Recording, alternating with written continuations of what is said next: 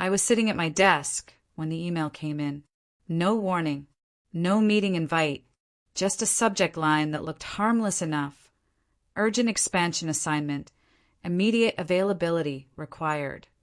I remember reading it twice because my name was bolded in the greeting. Me, not my manager, not the senior analysts who usually got the international work.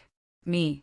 The message said the company was opening a temporary operations hub overseas and needed someone reliable, adaptable, and discreet to oversee the transition.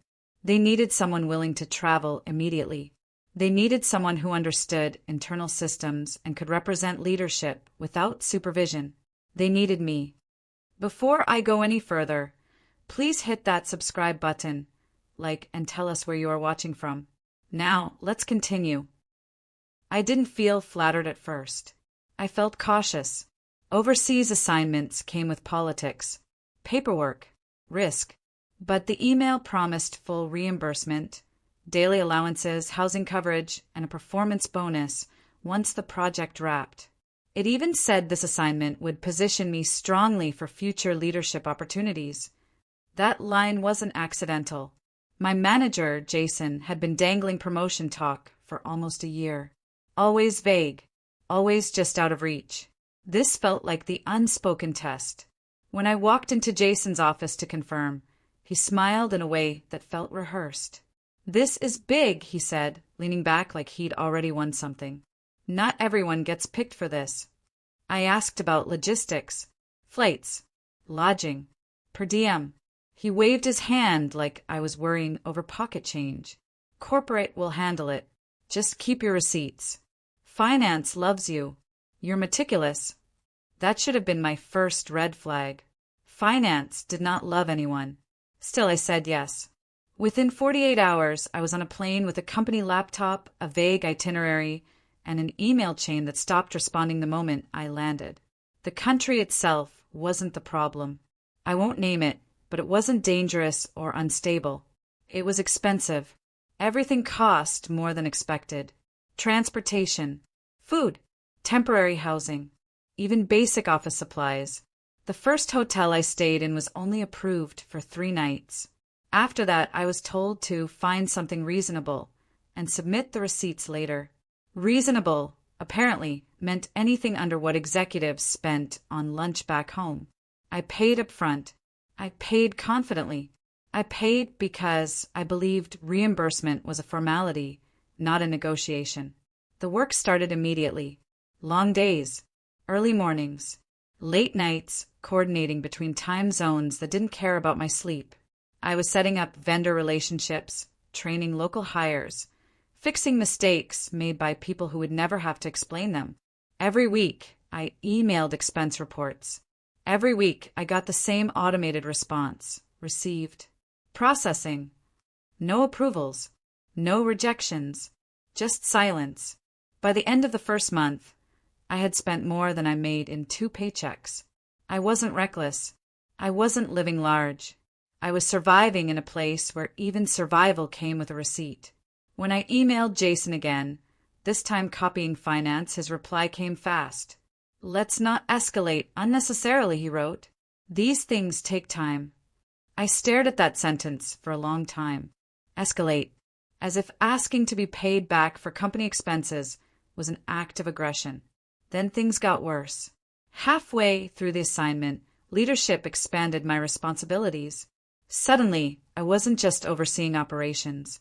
I was fixing compliance issues. I was mediating between local staff and headquarters. I was the face of the company in meetings where mistakes carried legal consequences. Still no reimbursements. I called finance directly. The woman on the phone sounded tired before I even finished my sentence. "There's a hold on international expenses from your department," she said. I asked why. She hesitated, then lowered her voice. "Your manager flagged them." I didn't understand. I still don't think he understood what he started when he did that. I forwarded that call summary to Jason. His response came an hour later. "Let's discuss when you're back stateside." Back stateside, as if I had a choice. By month 3, my credit card was nearly maxed out. I had borrowed from savings I'd promised myself I wouldn't touch.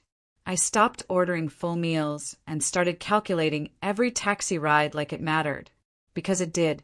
What mattered more was the shift in tone. Emails from headquarters grew colder, shorter. Requests came without pleasantries. Deadlines were implied, not discussed. It felt like I had gone from asset to inconvenience without being told. Then the first denial came through. One line. No explanation. Expense not approved. Personal cost. I stared at it, scrolling to see if there was more. There wasn't. I appealed it. Attached receipts. Highlighted policy language. Referenced the original email promising full coverage. The appeal was denied within minutes. That night, I sat in my rented room. Laptop open, spreadsheets glowing, realizing something I hadn't allowed myself to think before. This wasn't a delay. This was intentional. They had sent me overseas, knowing exactly how expensive it would be. They had let me spend, let me absorb the cost. And now they were closing ranks. When I finally confronted Jason over video call, he looked annoyed, not apologetic. "You're being emotional," he said. "This assignment was about exposure. You can't put a price on that." I told him exposure didn't pay my credit card bill. He sighed, like I was exhausting him. "Let's not make this adversarial." That word again. Adversarial. I realized then that I wasn't being underpaid or overlooked. I was being positioned, isolated overseas, financially strained, dependent on the same people refusing to help me. They had leverage, and they were using it. What I didn't realize yet was how far they were willing to go to protect themselves, and how badly they underestimated what I was capable of once I stopped playing along. Because while they thought distance would make me quiet, it did the opposite. It gave me time. It gave me records. It gave me clarity. And by the time they told me the assignment was ending early, I had already started documenting everything they assumed I wouldn't notice. They thought I'd come home grateful. They were wrong. The email telling me the assignment was ending early arrived at 3 in the morning my time. No explanation. No thank you. Just a single paragraph saying the overseas hub would be restructured remotely, and my presence was no longer required. I was instructed to wrap up operations, hand over documentation, and prepare to return within 10 days. 10 days to dismantle what I'd spent months building. 10 days to fix things they hadn't bothered to understand. 10 days to get myself home on a company-approved flight that, strangely, had not yet been booked. I replied asking about return travel. No response. I followed up again, copying HR this time. That got an answer, but not the one I expected. HR told me travel would be reimbursed after the fact, pending final expense review. That phrase again, pending final expense review. By then I knew what it meant. Pay first, argue later, maybe. I booked the cheapest flight that didn't involve sleeping in an airport. Paid for extra baggage because I had company equipment and physical records they'd insisted I bring back. I added it all to the expense log, even though I already knew how that would go. The last days overseas were uncomfortable in a way I hadn't anticipated. Word traveled fast. Local staff knew the hub was being shut down. Vendors sensed instability. Meetings became tense.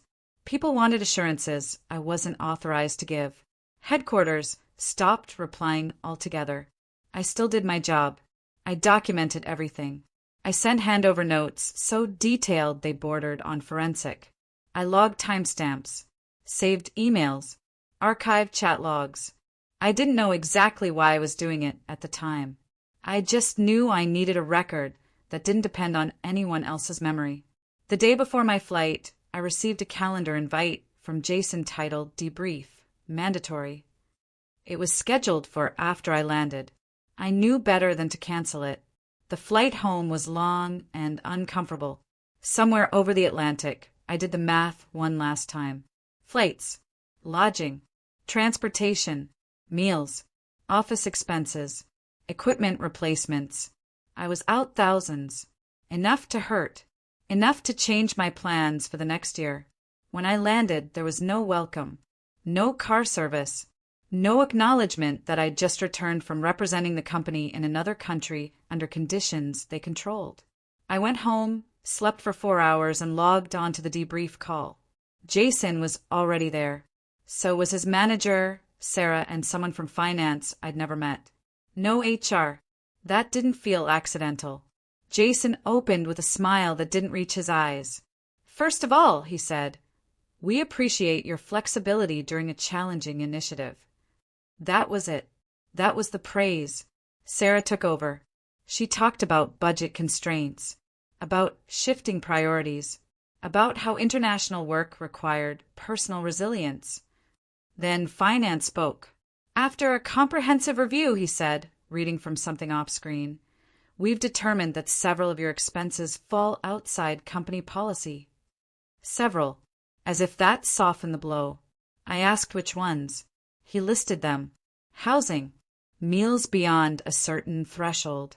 Transportation deemed non-essential. Even internet access charges. I interrupted.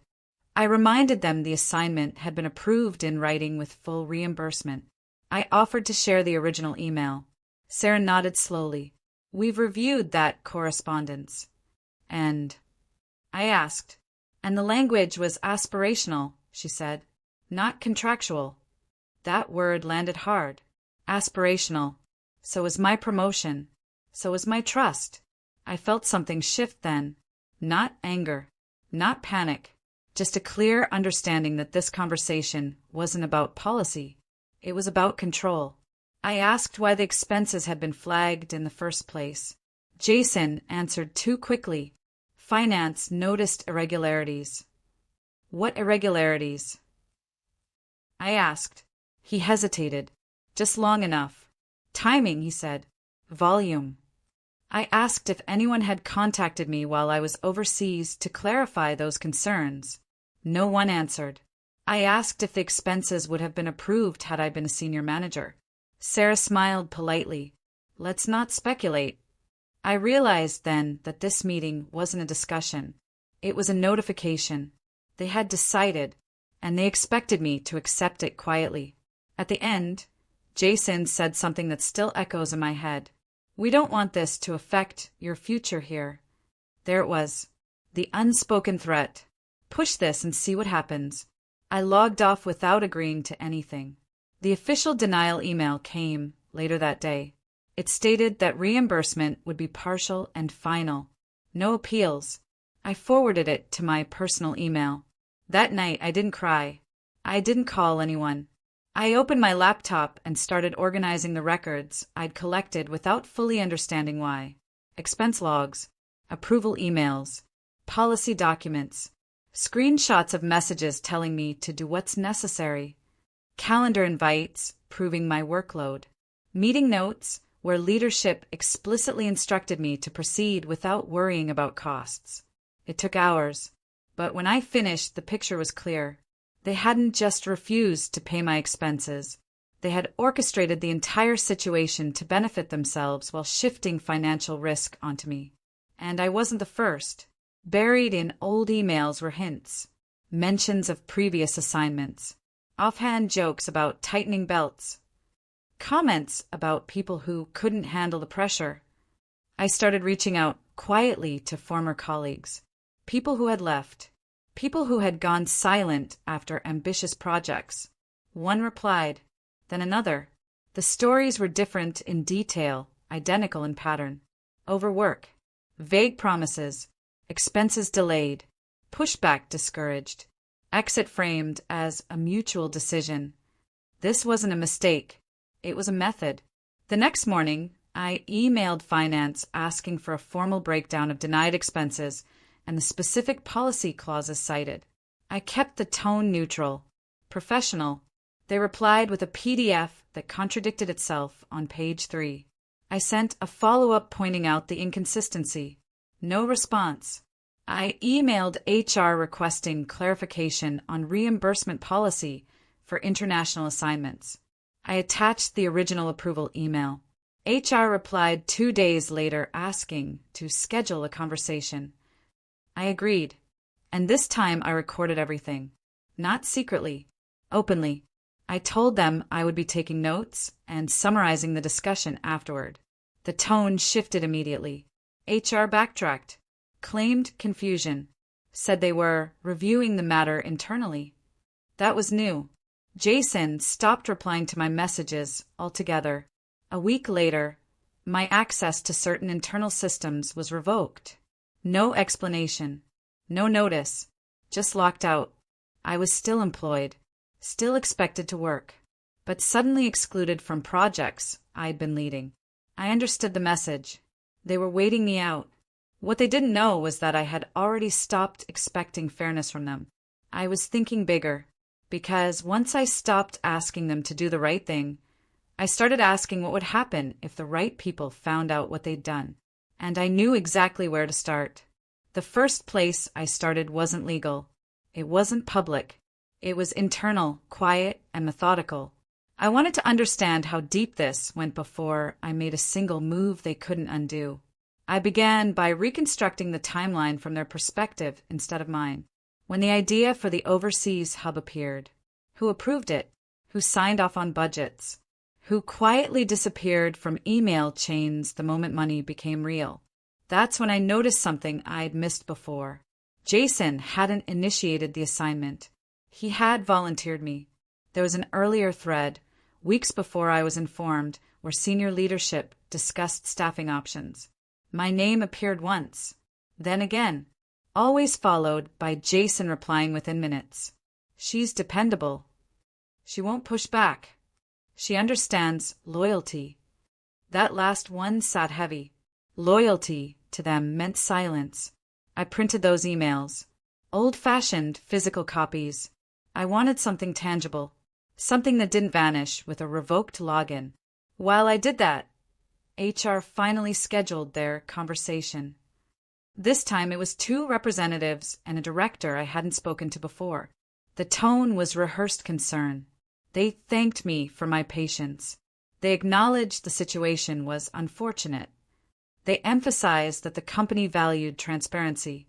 Then they offered me a solution, a settlement, not full reimbursement, not even close, a lump sum that covered less than half of what I'd spent, framed as a one-time goodwill adjustment. In exchange, I'd need to sign a document stating the matter was resolved and that I waived any future claims. I asked for the document.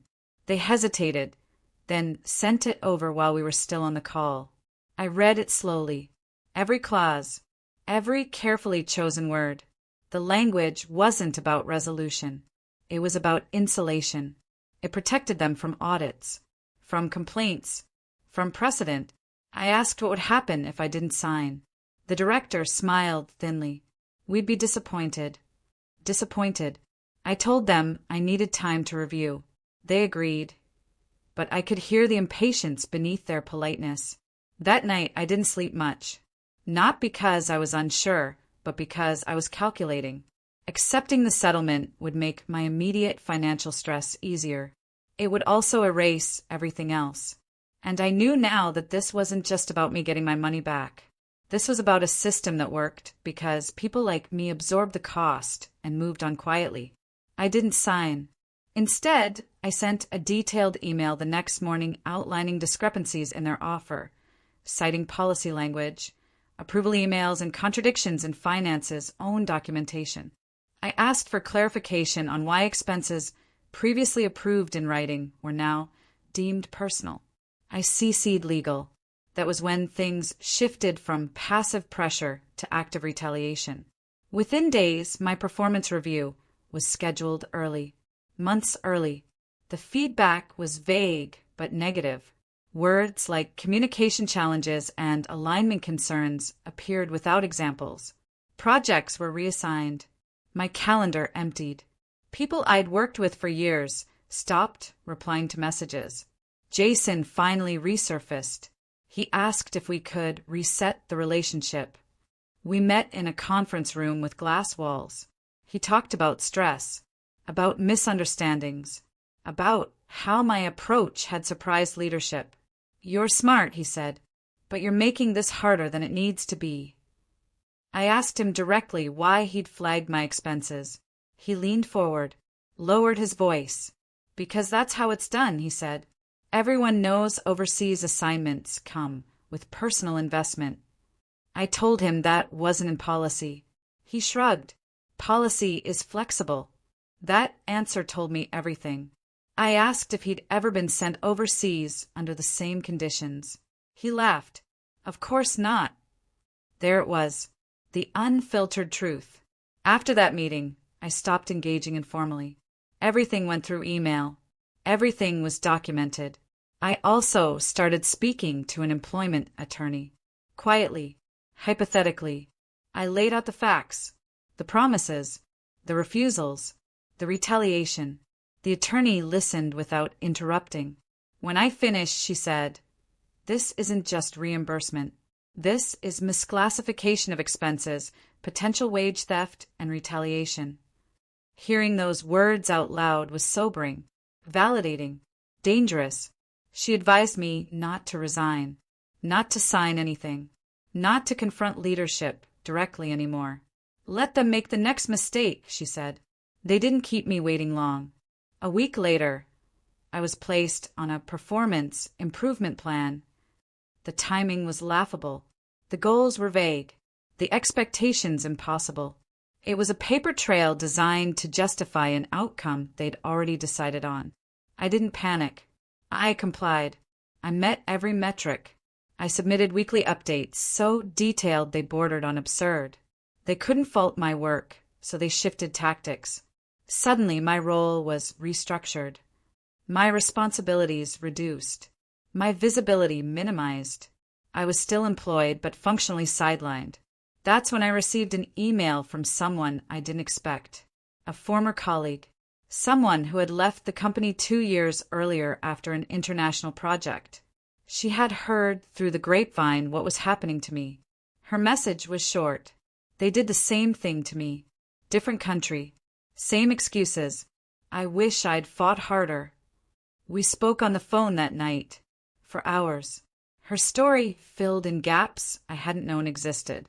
How finance delayed until she gave up. How HR offered a settlement contingent on silence. How her manager framed her departure as burnout. She told me she'd kept her records too. By the end of that call, I wasn't just dealing with my case anymore. I was holding proof of a pattern. I asked my attorney what that changed. She paused. It changes who has leverage, she said. The company, sensing something, reached out again. This time through legal.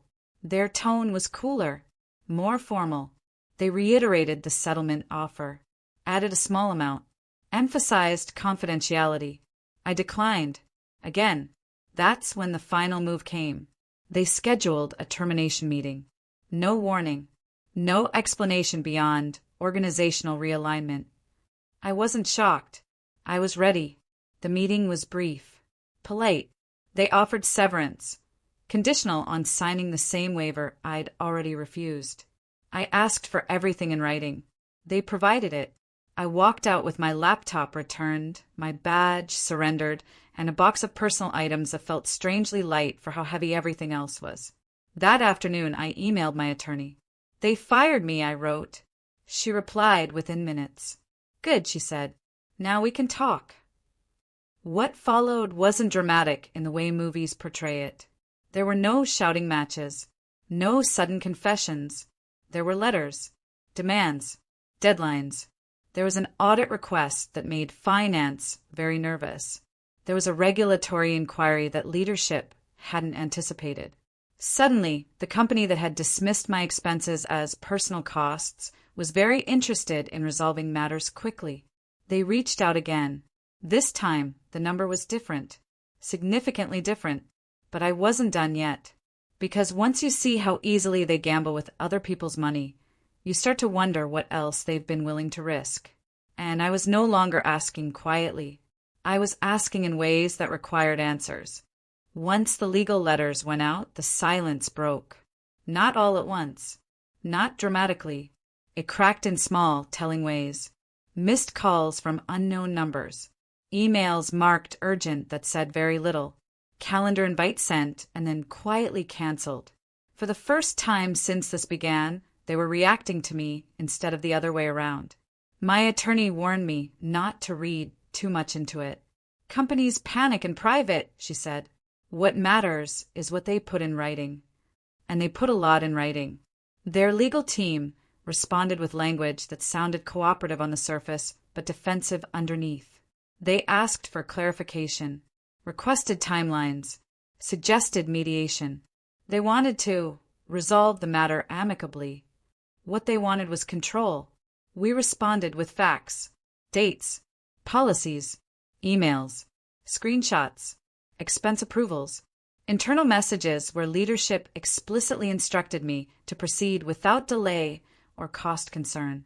My attorney laid it out cleanly without emotion.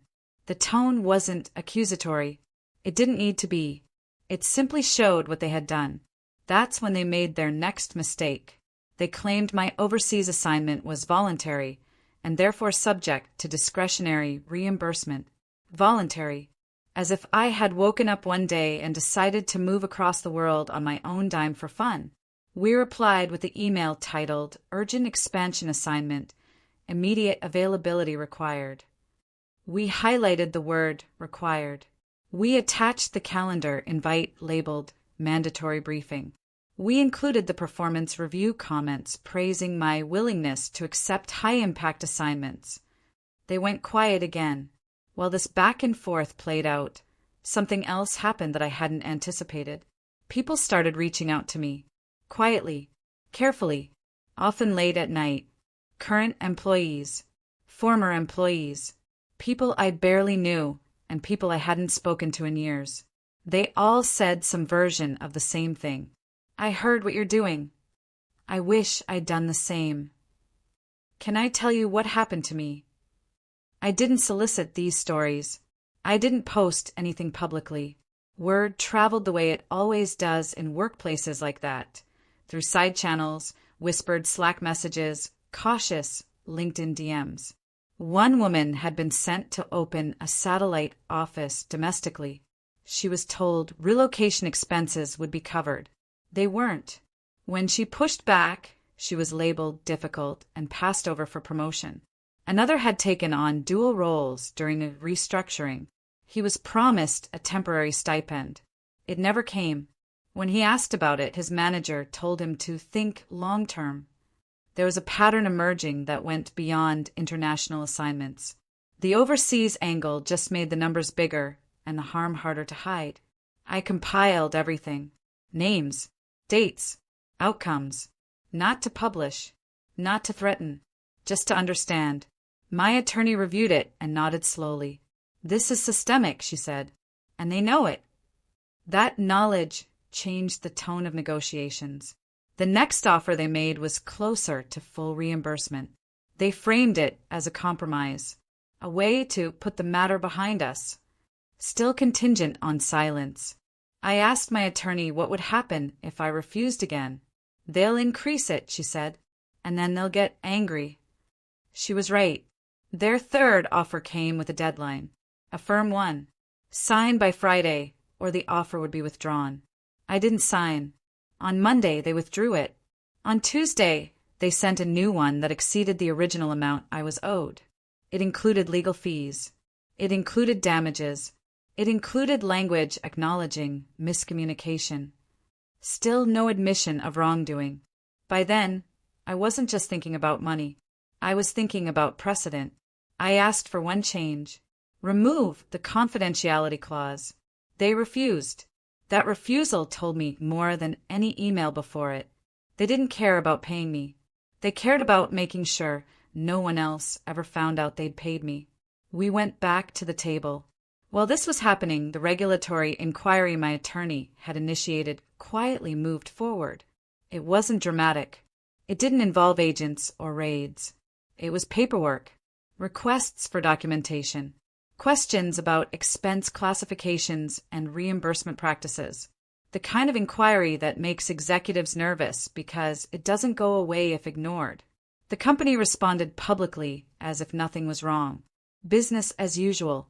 Growth announcements, new hires, a cheerful post about global expansion. Privately, they scrambled.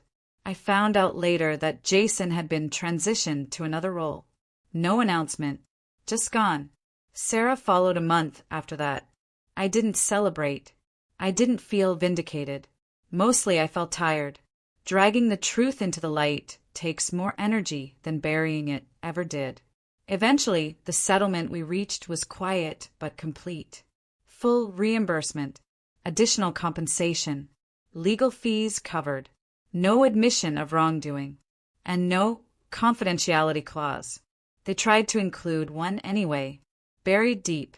We caught it. When the agreement was finalized, I didn't feel relieved the way I'd imagined. I felt steady, like something had settled back into place. The money mattered. It repaired damage. It restored options. But it wasn't the most important outcome. What mattered was what happened afterward. Within 6 months, the company updated its international assignment policy. Clearer language, explicit reimbursement guarantees, a formal approval process that couldn't be overridden by a single manager. They never credited me. They didn't have to. I moved on, took time, worked somewhere smaller, quieter, where people meant what they said, or at least pretended less. Every now and then, someone new would reach out and say they'd heard about what I did. Not from the company, from someone else. Someone who'd benefited from the changes without knowing exactly why they existed. That was enough. I don't tell the story because I enjoy reliving it. I tell it because too many people assume situations like this are rare. That companies don't really send people overseas and then refuse to pay their expenses. They do. They rely on politeness, on fear, on the idea that professionalism means absorbing losses quietly. They count on you being alone. I wasn't. And once I stopped acting like I was, everything changed. After the settlement finalized, there was a strange lull I hadn't prepared for. For months, my life had been structured around deadlines, documents, calls with my attorney, and the constant low-level vigilance of waiting for the next move. When it stopped, it didn't feel like relief. It felt like standing in a quiet room after an alarm shuts off, still bracing for noise that never comes. I didn't announce anything publicly. I didn't post about it. I didn't warn people or celebrate. I simply closed that chapter and focused on rebuilding the parts of my life that had been quietly damaged while I was busy surviving. The financial hit had been repaired, but the emotional math was harder. I'd lost time, momentum, a sense of safety I hadn't realized was fragile until it cracked. What surprised me most was how the company behaved afterward. Not toward me, they avoided me completely, but internally. People I still knew there told me things were tense. Expense approvals slowed. International projects stalled. Managers suddenly became careful with language, especially in writing. Jason's name was never mentioned again. Sarah's departure was framed as a personal decision. Leadership pretended the changes were proactive, not reactive. But employees noticed. They noticed because the rules were suddenly clearer, because approvals were suddenly written, because promises were suddenly followed by paperwork instead of smiles. That doesn't happen without a reason. I found new work eventually. Not immediately. I was selective in a way I hadn't been before. Interviews felt different now. I listened more closely to how people answered questions about support, reimbursement, and decision-making. When someone said, "We're flexible," I asked how that flexibility showed up in policy. When someone said, "We trust our people," I asked what happened when trust was tested. Some interviews ended quickly after that. Others didn't. I accepted a role at a company that didn't brag. They didn't promise the world. They put things in writing without being asked. When I submitted my first expense report, it was approved within a day. No drama. No delay. No lecture. It felt almost unsettling. Months passed. Life normalized. The story faded into the background of my days, something I thought about less and less, until it resurfaced in an unexpected way. I was invited to speak at a small industry panel about operational risk. Nothing flashy, mostly mid-level professionals sharing lessons learned. I hesitated before accepting. I didn't want to be the person defined by one bad experience. But when I reviewed the agenda, I noticed the theme wasn't failure. It was accountability. I spoke carefully. I didn't name names. I didn't accuse. I talked about systems, incentives, and what happens when cost-cutting is disguised as opportunity. I shared a condensed version of my experience without specifics. Enough to be understood, not enough to be traced. Afterward, people came up to me quietly, not during the networking portion, not in groups, one by one. I thought I was the only one. That happened to my team last year. They tried that with me, but I backed out before traveling. A man I didn't recognize waited until the room had nearly emptied. "I work in compliance," he said. "What you described aligns with several ongoing reviews." I didn't ask which ones. I didn't need to. That conversation followed me home in a way I hadn't expected. It wasn't fear. It was perspective. What had felt like a personal betrayal was part of something much larger. A culture that normalized transferring risk downward and called it resilience. In quieter moments, I thought about how close I'd come to signing that first settlement, how easily this could have ended differently. If I'd needed the money more urgently, if I'd believed the threat, if I'd trusted that being reasonable would be rewarded. The company had counted on those variables. They'd been right before. I started mentoring younger women in my field after that. Not formally, not through a program, just conversations. Coffee. Honest answers to questions I used to dodge. I told them to get things in writing, to trust patterns over promises, to notice how organizations behave when money is involved. I didn't tell them to be paranoid. I told them to be precise. Every now and then, someone would ask if I regretted how far I took it, if it had been worth the stress. I always answered the same way. I regretted how much it cost me to trust the wrong people. I didn't regret stopping them from doing it again. The story didn't end with applause or justice served in a neat way.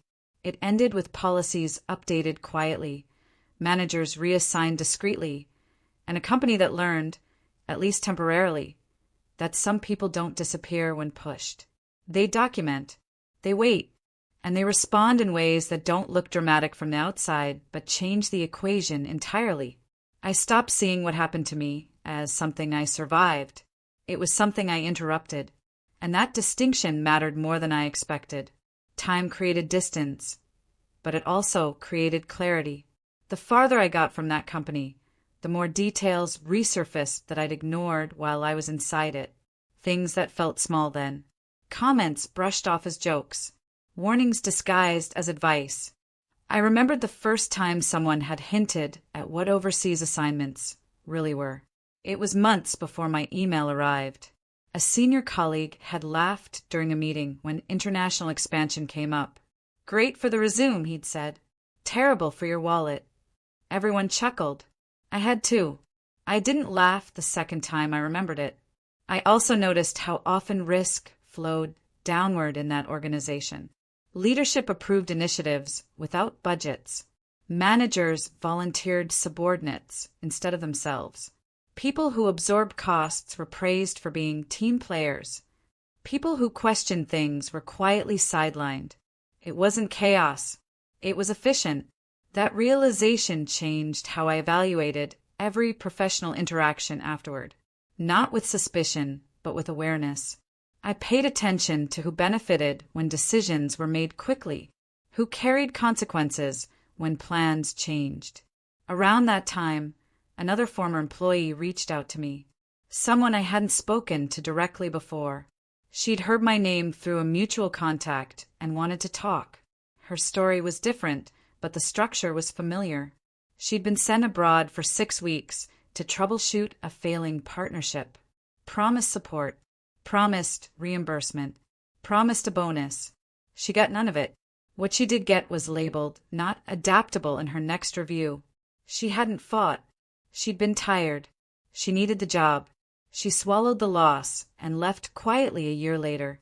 "I didn't know I could push back," she said. "I thought it would just make things worse." I didn't correct her. She wasn't wrong. It did make things worse at first. What I did tell her was that silence was part of the system working as intended. She asked if I'd do anything differently now. I thought about that for a long time before answering. I would have documented earlier, I said, and I would have trusted the discomfort I felt instead of rationalizing it. That conversation stayed with me because it reframed something important. People weren't naive. They were strategic in the only way available to them at the time. Survival often looks like compliance when power is uneven. I didn't judge anyone for choosing that. What frustrated me was how companies counted on it. Not long after, I was contacted by a journalist, not directly, through a professional intermediary. They were researching corporate expense practices in multinational firms. Someone had mentioned my experience as an example of what happens when policies are vague and enforcement is selective. I declined to be interviewed on record. I wasn't interested in becoming a case study with a name attached, but I did talk in general terms. I explained how these situations were framed internally, how pressure was applied subtly, not through threats, but through implication, how people were isolated just enough to make resistance feel pointless. The article ran weeks later without my name. It focused on emerging concerns and anecdotal evidence. It didn't accuse anyone specifically. It didn't have to. Within days, I heard from someone still inside my former company. They were in finance. We got a memo, they said, about expense approvals, about documentation, about international assignments. Another policy update. Another quiet shift. The company never reached out to me again. No apology. No acknowledgement. They didn't need to. From their perspective, the problem had been contained. But containment isn't the same as resolution. I noticed something else over time. The people who had thrived in that environment were moving on. Quietly but consistently. Managers who had mastered that brand of controlled chaos didn't adapt well when processes tightened. They were effective in ambiguity, less so in accountability. Meanwhile, people who had struggled before seemed to breathe easier. Clear rules benefit those who actually follow them. I didn't take credit for that. I didn't need to. Change rarely has a single cause, and it doesn't always announce itself. It accumulates. On a more personal level, my relationship with work shifted permanently. I stopped equating opportunity with sacrifice. I stopped believing that discomfort was proof of growth. Sometimes discomfort is just a warning you've been trained to ignore. I became harder to impress and easier to walk away. That unsettled some people. It grounded others. I didn't become cynical. I became selective. There's a difference. Every so often, I'd think back to that moment overseas when the first expense was denied. How small it seemed at the time. One line in an email. One checkbox unchecked. If I'd shrugged it off, I would have absorbed the cost and learned the wrong lesson. That I should be grateful for access and quiet about consequences. Instead, I learned something far more useful. Systems don't change because they're unfair. They change because unfairness becomes expensive. And once that happens, the narrative shifts quickly. I wasn't angry anymore. I wasn't even invested. But I was paying attention. Because stories like mine don't end when one person moves on. They echo through policies, through warnings disguised as jokes, through quiet advice passed between colleagues who don't want to see someone else learn the hard way. They sent me overseas and refused to pay my expenses. What they didn't realize was that the cost of that decision wouldn't stop with me. There was a point, long after everything had settled, when I realized I no longer thought about the company with anger or even resentment. What lingered instead was something colder and more useful, understanding. I understood how easily professionalism can be weaponized, how words like team player, flexible, and resilient are often code for absorb the risk quietly, how praise is sometimes just a down payment on compliance. Once you see that clearly, it's hard to unsee it. I started noticing similar dynamics everywhere, not just in my industry. Friends in consulting, family members in healthcare, people in education. Different sectors, same structure. The higher you go, the more insulated you are from consequences. The lower you are, the more often you're asked to step up without stepping forward. One friend told me about being sent to another state for a project with a verbal promise that expenses would be handled later. Another talked about covering equipment costs because procurement was slow. They said it casually like it was normal. And maybe that's the problem. It is normal. Or at least it's been normalized. I didn't become the person who lectures or warns everyone dramatically. That kind of thing tends to get dismissed. Instead, I ask questions. Is that in writing? Who approves that? What happens if it goes over budget? Those questions made some people uncomfortable. They weren't accusatory. They were precise. At work, I gained a reputation. Not as difficult, but as thorough. Someone who didn't rush. Someone who didn't assume. It wasn't flashy, but it was effective. Occasionally, someone would test it. A last-minute request. An expectation framed as urgency. A casual mention of covering costs temporarily. I'd nod, then follow up with an email summarizing the agreement and asking for confirmation. Most of the time, the request evaporated. That told me everything I needed to know. I also noticed how often women were the ones expected to absorb these costs quietly. Not just financially, but emotionally. To smooth things over. To not escalate. To keep things professional. When men pushed back, it was framed as negotiation. When women did, it was framed as tone. I wasn't imagining it. I'd lived it. I shared that observation carefully when asked. Not as a complaint. As a pattern. Some people listened. Some didn't. Around that time, I received an unexpected message from someone still high up in my former company. Not an apology. Not an explanation. Just a short note. I hope you're doing well. That was it. I stared at it for a while before deciding not to reply. It wasn't closure. It was a temperature check. A way of seeing if I was still a problem or just a story they could move past. I let them wonder. The irony wasn't lost on me. For months, they'd avoided direct communication, hidden behind policy and silence. Now, when everything was over, they reached out tentatively. I didn't owe them reassurance. What I owed myself was consistency. As the years passed, the story became something I could tell without reliving every detail. It sharpened instead of dulling. The lessons became clearer. The noise fell away. People sometimes ask what the revenge was in all of this. They expect something dramatic. Firings. Public consequences. A big reveal. I tell them the truth. The revenge wasn't loud. It was that the system had to adjust. It was that managers who relied on ambiguity lost power. It was that policies were rewritten because someone proved the risk was real. And it was that I never had to doubt myself again when something felt off. The kind of clarity changes how you move through the world. The company that sent me overseas and refused to pay my expenses likely considers this a closed chapter. From their perspective, they handled it, settled it, moved on. They probably tell new hires that things are different now, that policies are clearer, that mistakes were made. They won't say why, but somewhere inside that organization, there are documents with timestamps and names that remind them exactly how much silence costs when it breaks. I don't think about them often anymore. When I do, it's without bitterness, just awareness. Because the most effective response to being underestimated isn't proving someone wrong in the moment. It's making sure they never get the chance to do it again. There's a strange thing that happens when a story like this finally reaches its end. Not the legal end or the professional end, but the personal one. The point where you stop replaying conversations in your head. Stop wondering what you could have said differently. Stop imagining alternate versions where things went smoother because you stayed quiet. That's when you know you're done. For a long time, I thought the story was about money. About being sent overseas and then being told, after the fact, that the cost was mine to carry. And yes, that part mattered. It mattered a lot.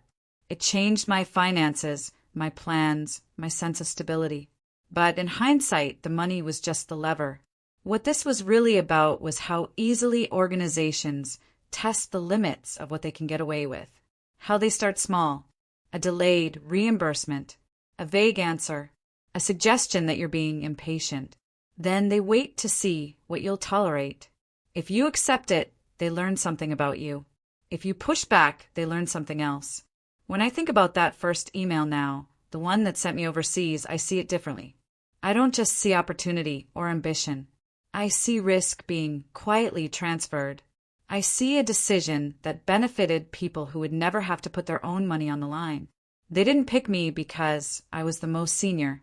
They picked me because I was reliable, because I'd proven over time that I handled pressure without complaint, that I solved problems instead of escalating them, that I absorbed inconvenience and called it professionalism. They mistook that for permission. That's the part one think about most now. Not what they did, but why they thought they could. I've told this story to myself enough times to know where it could have gone differently.